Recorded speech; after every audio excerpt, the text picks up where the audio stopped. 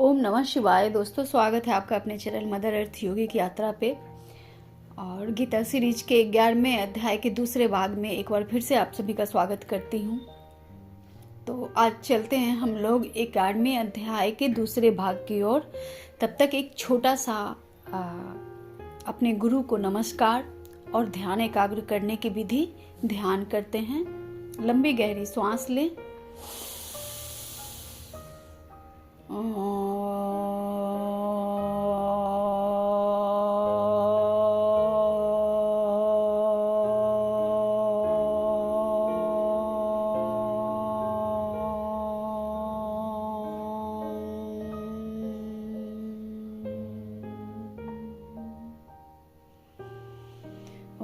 परम तत्वाय गुरुदेवाय मम सर्वेश्वराय शाम्ब सदाशिवाय नमः शिवाय। गुरु ब्रह्मा गुरु विष्णु गुरुदेव महेश्वर गुरु साक्षात् परब्रह्म तस्मै श्री गुरुवे नमः। इस नमस्कार के साथ गीता अध्याय की शुरुआत करते हैं। गुरु ब्रह्मा गुरु विष्णु गुरुदेव महेश्वर। गुरु साक्षात पर ब्रह्म हैं, जिनके यहाँ गीता में उपदेश दिए गए हैं, जिन ब्रह्म द्वारा उपदेश दिए गए हैं। तो गुरु साक्षात ब्रह्म है और अंतर नहीं है। वो केवल कृष्ण है, वो केवल विष्णु है या केवल ब्रह्मा और महेश हैं, शिव हैं। वो ब्रह्म है, जिन ब्रह्म से जो ब्रह्मा विष्णु महेश की शक्तियां निकली हैं। एक पालन करता, दूसरे सृजन करता, तीसरे विध्वंस करता। तो उन्हीं ब्रह्म का पूरा ज्ञान और गुणगान दिया हुआ है इसमें कि वो किस प्रकार हैं, कैसे वो पालन करते हैं और कैसे जब लास्ट समय आता है सृजन का, पृथ्वी का जब लास्ट समय आता है तो महाकाल कितने बड़े होकर अपने मुंह को बड़ा करके कैसे अपने काल के ग्रास में सभी कुछ सृजन किया हुआ जो अब काम नहीं कर रहा है, जो जहाँ क्रिएशन नई क्रिएशन उस अध्यात्म की, उस उज्ज्वलता की क्रिएशन नहीं हो पा रही है, उनको फिर कैसे अपने में ही समाहित करके फिर से एक नई सृजन की शुरुआत होती है। तो ये मात्र उसी ज्ञान के बारे में है। ये पूरे गीता का जो ज्ञान है कि मनुष्य जीवन भर कभी अफसोस के रूप में, कभी काम न करने के विषाद के रूप में, कभी कई सारी बीमारियों के रूप में जो उदित होते रहते हैं मानव शरीर में।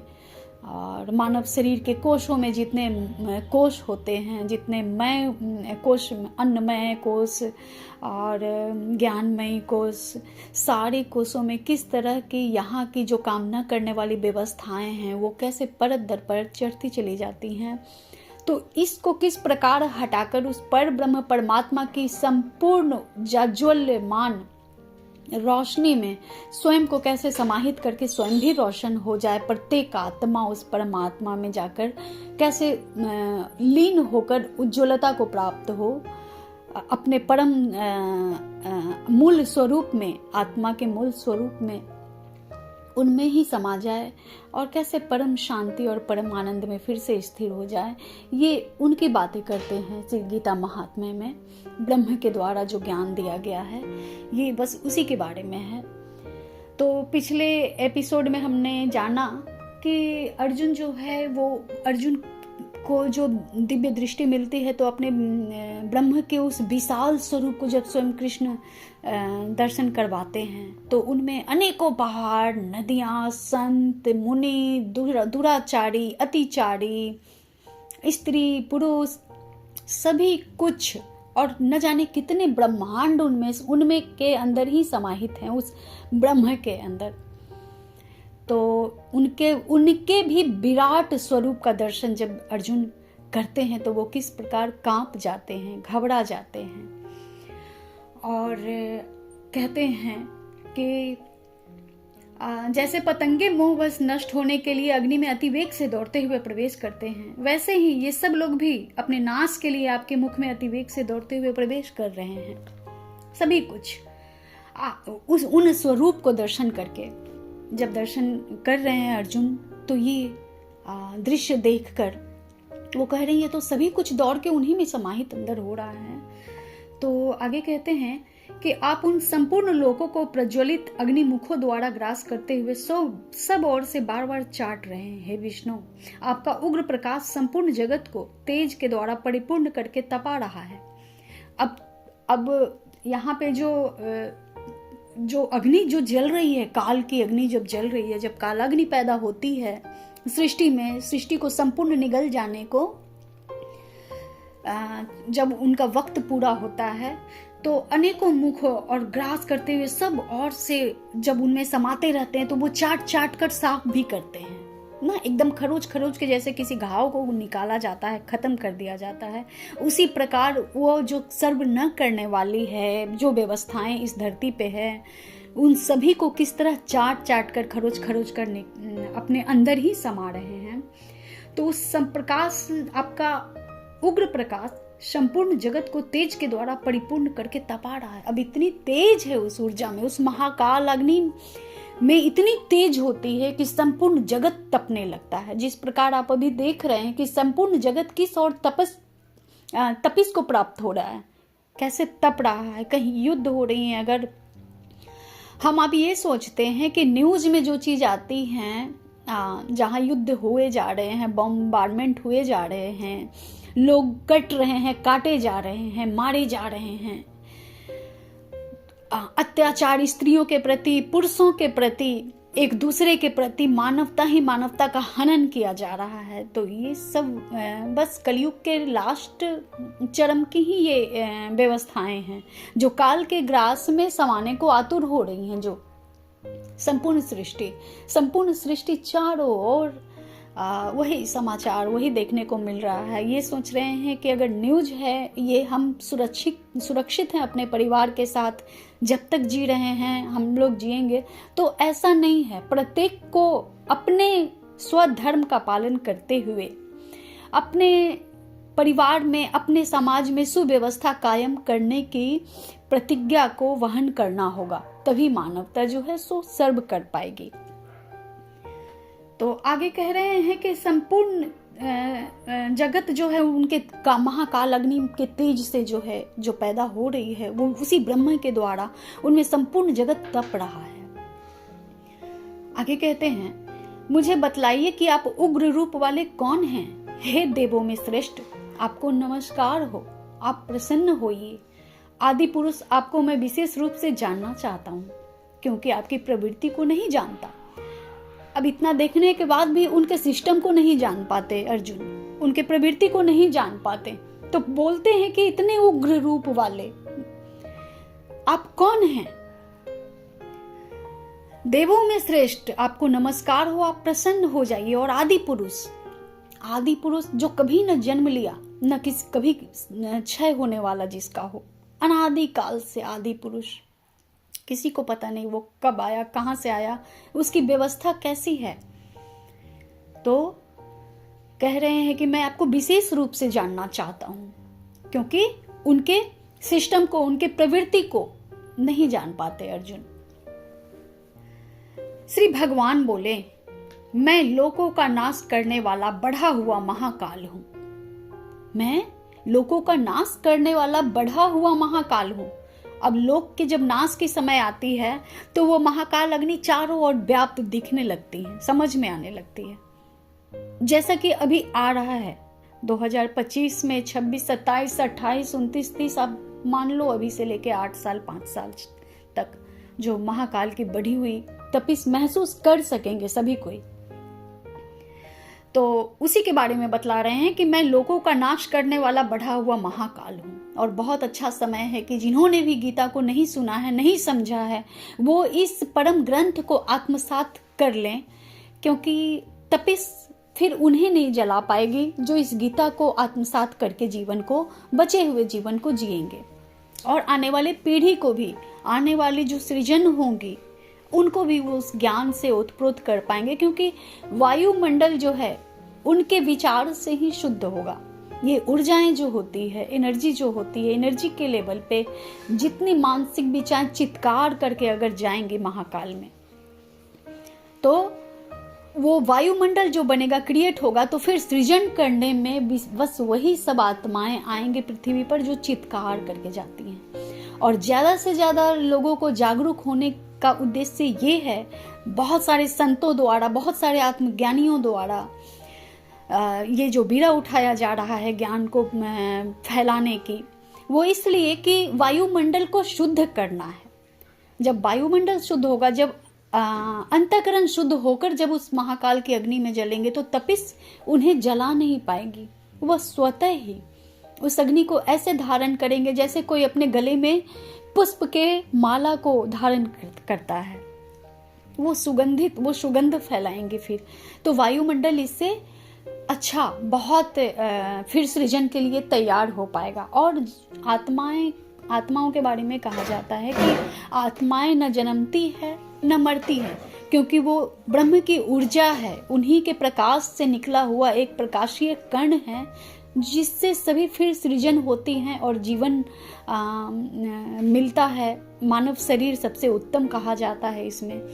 तो इसलिए जो महाकाल की जो महाकाल अग्नि है, उसमें जलने से पहले अपने आप को शुद्ध करके ब्रह्म के विचारों को, ब्रह्म के ज्ञान को, ब्रह्म के प्रवृत्ति को जानकर जब ब्रह्म में समाहित होती है आत्मा, तो परम गति को प्राप्त होती है।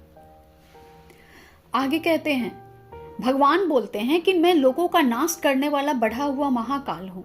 इस समय इन लोगों को नष्ट करने के लिए प्रवृत्त हुआ हूं। इसलिए जो प्रतिपक्षी की सेना में स्थित योद्धागण हैं, वे सब तेरे बिना ही नहीं रहेंगे, अर्थात तेरे युद्ध न करने पर भी इन सब का नाश हो जाएगा। अब कह रहे हैं कि जब अग्नि महाकाल अपना मुख को जब बड़ा कर ली और महाकाल अग्नि से व्याप्त चारों ओर व्याप्त है उस रणभूमि में, तो युद्ध हो न हो, अग्नि में तो सभी समाएंगे, सभी जाएंगे। अर्जुन, अगर तू खड़ा भी नहीं होगा, युद्ध भी नहीं करेगा, तो भी तेरे युद्ध न करने पर भी इन सब का नाश हो जाएगा। अतएव इसलिए यश प्राप्त कर और शत्रुओं को जीत कर धन धान्य से संपन्न राज्य को भोग। इसलिए तू एक निमित्त मात्र है कि तू इस युद्ध को जीत करके, युद्ध जीते न जीते, स्वयं का कर्तव्य निभा करके तू यश को ही प्राप्त होगा। इसलिए तू उठ, यश प्राप्त कर और शत्रुओं को जीतकर धन धान्य से संपन्न राज्य को भोगेगा। भोग, ये सूरवीर पहले ही मेरे ही द्वारा मारे हुए हैं। हे सव्यसाचिन, तू तो केवल निमित्त मात्र बन जा। हे सव्यसाचिन, सच्चिदानंद में जो आने वाले हो, जो सच्चिदानंद घन हो, जो ये तेरे शरीर का जो नष्ट हो जाने वाला शरीर है, लेकिन तू सच है, साचिन, सच, सत्य के अंदर प्रवेश करने वाला पात्र है। इसलिए तू केवल निमित्त मात्र बन जा। तू मात्र इसके क्रेडिट ले ले, है ना, इसके क्रेडिट तुम पाओ। आगे कहते हैं, द्रोणाचार्य और भीष्म पितामह तथा जयद्रथ और कर्ण तथा और भी बहुत से मेरे द्वारा मारे हुए सूरवीर योद्धाओं को तू मार। भयभीत न हो, निसंदेह तू युद्ध में शत्रुओं को जीतेगा, इसलिए युद्ध कर। जो दृश्य अर्जुन को दिखलाया भगवान ने, उस दृश्य में सभी लोग पहले ही मारे जा चुके थे, सभी लोग काल के गाल में समाये जा चुके थे। इसलिए भगवान अब समझा रहे हैं, अर्जुन को बतला रहे हैं कि तुम पहले ही जो सूरवीर मारे जा चुके हैं, भीष्म पिता, द्रोणाचार्य, जितने भी सूरवीर हैं, जयद्रथ, कर्ण, उनको तुम मारो, क्योंकि उनके सिर्फ शरीर शेष हैं। भयभीत न हो, निसंदेह तो युद्ध में शत्रुओं को जीतेगा, इसलिए युद्ध कर। संजय बोले, क्योंकि संजय वहां से देखकर धृतराष्ट्र को सारी युद्ध की, जितने युद्ध भूमि में जितने क्रियाकलाप हो रही थी, उन्हें दिव्य दृष्टि मिली थी, तो वो देख पा रहे थे और धृतराष्ट्र को सारी कहानी युद्ध की परिस्थिति से अवगत करवा रहे थे। तो इसी क्रम में संजय बोले, भगवान केशव के इस वचन को सुनकर मुकुटधारी अर्जुन हाथ जोड़कर कांपता हुआ प्रणाम करके, फिर भी अत्यंत भयभीत होकर पुनः प्रणाम करके भगवान श्री कृष्ण के प्रति गदगद वाणी से बोले, अर्जुन बोले, हे अंतर्यामी, यह सत्य है कि आपके नाम, गुण और प्रभाव के कीर्तन से जगत अति हर्षित हो रहा है और अनुराग को भी प्राप्त हो रहा है तथा भयभीत राक्षसगण दिशाओं में भाग रहे हैं और सब सिद्ध गणों के समुदाय नमस्कार कर रहे हैं। अब अर्जुन समझ चुके थे कि ये सत्य जो है यही है जो मैं देख रहा हूं। कालाग्नि में सभी समा रहे हैं, लेकिन इस कालाग्नि में जितने राक्षस प्रवृत्ति के लोग हैं वो सभी इधर उधर भाग रहे हैं। उस कालाग्नि को स्वीकार करके कि ये ब्रह्म है, उनमें वो लीन नहीं हो रहे, समाहित नहीं हो रहे हैं। वो चारों ओर भाग रहे हैं, जो राक्षस गण है, भयभीत हैं जो। लेकिन और जितने सिद्धगण लोग जो हैं वो एक समुदाय बनकर वो उन्हें नमस्कार कर रहे हैं, यानी एक्सेप्ट कर रहे हैं। आगे कहते हैं श्री कृष्ण, हे महात्मन, ब्रह्मा के भी आदि कर्ता और सबसे बड़े आपके लिए वे कैसे नमस्कार करें, क्योंकि हे अनंत, हे देवेश, हे जगन निवास, जो सत्य असत और उनसे परे अक्षर अर्थात सच्चिदानंद घन ब्रह्म है, वो आप ही हैं। अर्थात अर्जुन बोल रहे हैं कि ब्रह्मा के आदि कर्ता, ब्रह्मा को जो बनाए हैं, जो उनके भी जो आदि कर्ता हैं और सबसे बड़े आपके लिए वे कैसे नमस्कार करें। आपको ब्रह्मा से जो आदि करता है वो भी आपको कैसे नमस्कार करे, क्योंकि हे अनंत, जिनका कोई अंत नहीं है, हे देवेश अर्थात देवों में जो ईश हैं, हे जगन निवास, जो जगत में निवास करते हैं, हर कण कण में निवास करते हैं, और जो सत्य असत और उनसे परे, जो सत्य से भी परे हैं, असत्य से भी परे हैं और इन दोनों से भी परे अर्थात अक्षर सच्चिदानंद घन ब्रह्म हैं, वो आप ही हैं।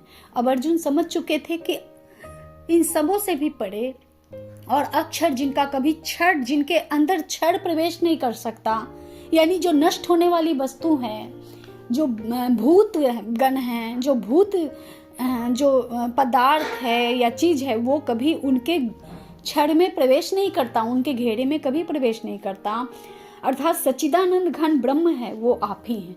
अर्जुन को ये दिव्य दृष्टि ने उन्हें बतला दिया। दिव्य दृष्टि में वो समाहित हो गए कि वो सभी कुछ आप ही हैं, आपके बिना कुछ भी नहीं है इस जगत में। तो आगे कहते हैं अर्जुन, आप आदि देव और सनातन पुरुष हैं। आप इस जगत के परम आश्रय और जानने वाले तथा जानने योग्य और परम धाम हैं। हे अनंत रूप, आपसे यह सब जगत व्याप्त अर्थात परिपूर्ण है। आप आदि देव यानी देवों के भी देव, आदि देव है, सभी देवों के देव, और सनातन पुरुष हैं, आदिकाल के पुरुष हैं, जो परम पुरातन जो हैं। आप इस जगत के परम आश्रय हैं। ये जो जगत है, पृथ्वी लोक से जितनी भी जगत है, वो सभी के आश्रय आप ही के पास है। और जानने वाले, परम आश्रय और जानने वाले तथा जानने योग्य भी वही हैं और जानने वाले भी वही हैं और परम धाम भी वही है। हे अनंत रूप, जिनके रूप का, स्वरूप का अंत नहीं है, जहां दृष्टि कहां कहां ठहराई जाए, समग्र सृष्टि और ब्रह्मांड जिनके अंदर ही समाहित है, वैसे अनंत रूप आपसे यह जगत व्याप्त अर्थात परिपूर्ण है। यानी हर चराचर, हर चीज में, हर एक कण में, हर एक वस्तु में वही दिखते हैं, वही परिपूर्ण है, उन्हीं की सत्ता है। आप वायु, यमराज, अग्नि, चंद्रमा, प्रजा के स्वामी ब्रह्मा और ब्रह्मा के भी पिता हैं। आपके लिए हजारों बार नमस्कार हो। आपके लिए फिर भी बारंबार नमस्कार। अब हर चीज के लिए, हर एक स्वरूप के लिए, आपके लिए जो समाया हुआ है आपके अनंत में, अंत में, अंतःकरण, अंतः में, वो सब के लिए आपको बारंबार नमस्कार हो, हजार बार नमस्कार हो। हे अनंत सामर्थ्य वाले, आपके लिए आगे से और पीछे से नमस्कार। हे सर्वात्मनम, आपके लिए सब ओर से ही नमस्कार हो, क्योंकि हे अनंत पराक्रमशाली, आप समस्त संसार को व्याप्त किए हुए हैं, इससे आप ही सर्वरूप हैं। अर्जुन को पूर्ण ब्रह्म के स्वरूप का ज्ञान हो गया था, है ना। जैसे कृष्ण के अक्षर स्वरूप का, ब्रह्म स्वरूप का, अनंत ब्रह्म स्वरूप का उनको ज्ञान हो गया था। ब्रह्म के अनंत स्वरूपों का उन्हें उस वक्त ज्ञान हो गया था। उनके विराट स्वरूप को वो जान गए थे इस दिव्य दृष्टि से, जो उन्हें श्री कृष्ण जो उनके सखा थे। भगवान किनके सखा होते हैं?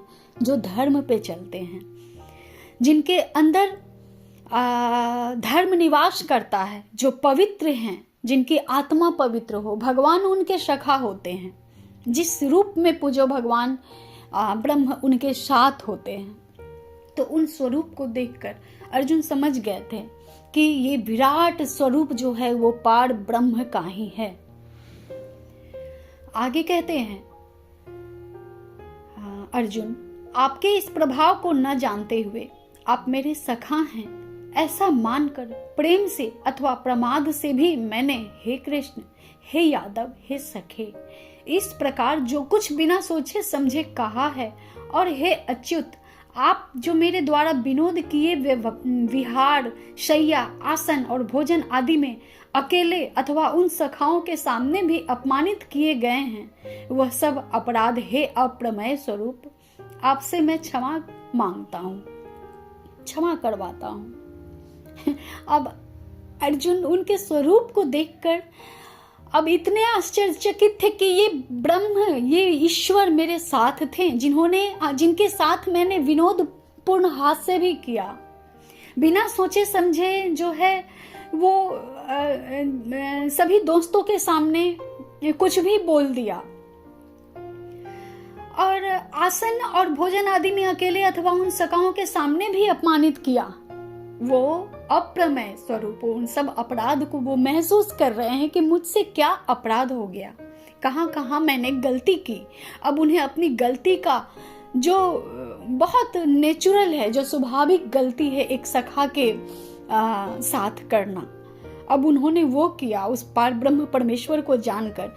तो जब भी संत जनों के हृदय में, जब भी तत्वज्ञानियों के, आत्मज्ञानियों के हृदय में जब भी उनके स्वरूप का दर्शन प्राप्त हो जाता है, वो दिव्य दृष्टि स्वयं भगवान ब्रह्म जब देते हैं उन्हें, तो उन्हें हर प्रत्येक उन गलतियों का एहसास होता है कि मैंने किसका किसका हृदय दुखाया, कहाँ कहाँ मैंने गलती की, और इन सभी गलती के लिए वो उस ब्रह्म से क्षमा मांगते हैं। चूंकि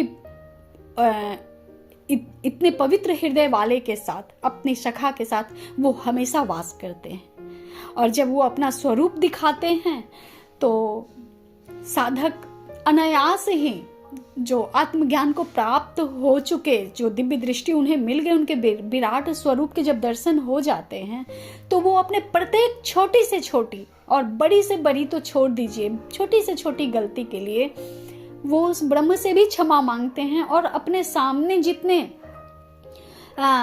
मित्रगण हैं, परिवारजन हैं, चाहे वो किसी भी रिश्ते में हो, सभी से वो क्षमा मांगते हैं। जब वो पात्र न हो क्षमा करने वाला सामने वाला, तो वो उस ब्रह्म से क्षमा मांगते हैं, क्योंकि आत्मज्ञानी फिर हर किसी के सामने माफी और क्षमा नहीं मांगते चलते, क्योंकि वो पात्रता भी देखते हैं कि सामने वाला किस चीज से डील कर रहा है, नेगेटिविटी से या पॉजिटिविटी से। अगर वो पॉजिटिविटी को लेकर सामने आता है उस आत्मज्ञानियों के सामने, अपने गलती का एहसास जब उसे होता है, तो वो आत्मज्ञानी पहचान जाते हैं, तो उन्हें वो क्षमा कर भी देते हैं, और मांगने में भी परहेज नहीं करते, वो मांग लेते हैं। तो ये जो सखा हैं उनके, उस सखा रूप में जो भी चीज इनके साथ विनोदपूर्ण और जो भी क्रियाकलाप अर्जुन ने किया था, उन सभी के लिए उस पर ब्रह्म परमेश्वर से वो क्षमा मांगते हैं।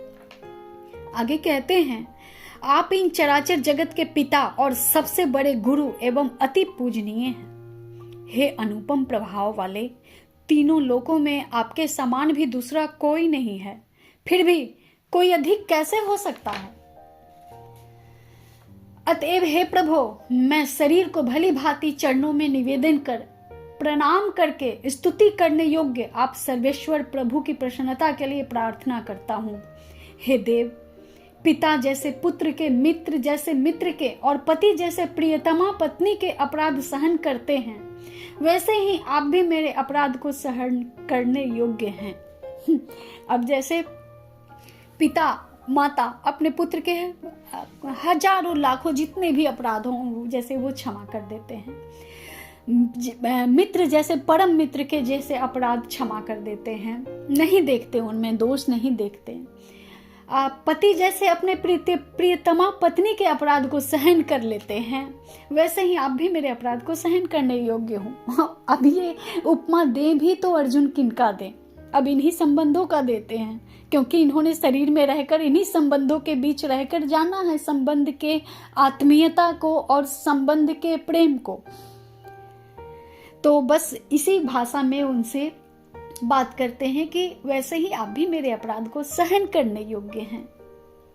मैं पहले न देखे हुए आपके इस आश्चर्यमय रूप को देखकर हर्षित हो रहा हूँ और मेरा मन भय से अति व्याकुल भी हो रहा है।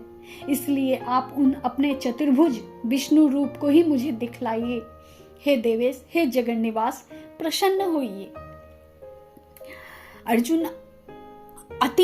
अर्जुन अति वाइब्रेशन की अवस्था में, उनका सारा वाइब्रेशन मोड में पूरा शरीर है, क्योंकि अति प्रकाश, करोड़ों सूर्य के प्रकाश को जब एक साथ इंसान देख ले तो वो धारण करने योग्य नहीं बचता।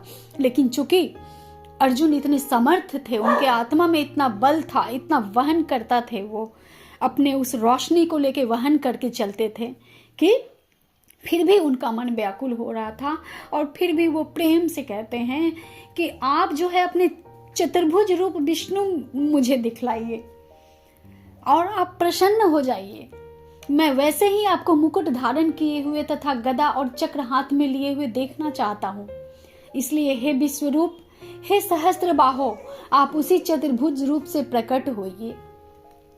अर्जुन उनके परम कल्याणकारी स्वरूप जो है नारायण के चतुर्भुज रूप में, जो अनंत भुजा वाले, सहस्त्र बाह वाले हैं, उनको उसी चतुर्भुज रूप में और गदा लिए, मुकुट पहने, हाथ में चक्र लिए, माला पहने देखना चाहते हैं, जो अत्यंत कल्याणकारी, प्रसन्नदायक और अभय मुद्रा को प्रदान करते हैं। वैसे स्वरूप में अर्जुन प्रार्थना करते हैं कि आप उसी स्वरूप में आइए। आगे श्री भगवान बोले, अब मैं इसे भगवान जो बोले बहुत इम्पोर्टेंट चैप्टर होने के कारण मैं इसे और भी बहुत अच्छे से और भी तो नहीं कह सकती, मैंने अपना बेस्ट देने की कोशिश की है। मैं अपना बेस्ट क्या देने की कोशिश की, उस ब्रह्म के द्वारा जो ज्ञान मिलता चला जा रहा है और मेरे मुख बोलते चले जा रहे हैं, बस उनकी कृपा है। तो इसे मैं दूसरे एपिसोड में जो 11वें अध्याय की तीसरी भाग होगी उनमें बनाना चाहूँगी, क्योंकि ये और भी थोड़ी सी 11वें अध्याय जो है थोड़ी बड़ी हो जाएगी। इसलिए मिलती हूँ आपसे अपने अगले वीडियो पे 11वें अध्याय के तीसरे एपिसोड में। तब तक के लिए आप सभी पे परमात्मा की असीम कृपा और आशीर्वाद सदा बनी रहे। ओम नमः शिवाय।